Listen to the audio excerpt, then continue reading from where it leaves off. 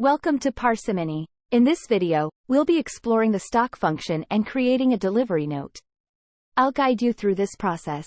Let's get started. To access the stock function, click on the stock module on the top navigation bar. This will take you to the stock dashboard. Here, you can manage all your inventory-related activities efficiently. This will take you to the stock dashboard, where you can view and manage your inventory. To create a delivery note, click on Delivery Note under the Stocks Transactions. This is the delivery note list view.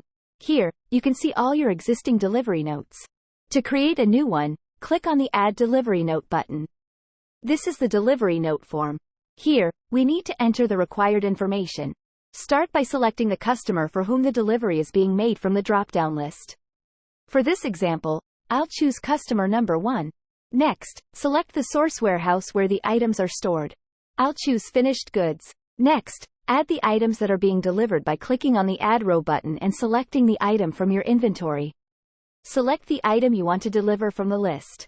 Enter the quantity and unit of measurement.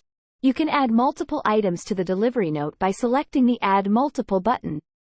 Once you have added all the items, don't forget to save the delivery note by clicking on the Save button and hit Submit.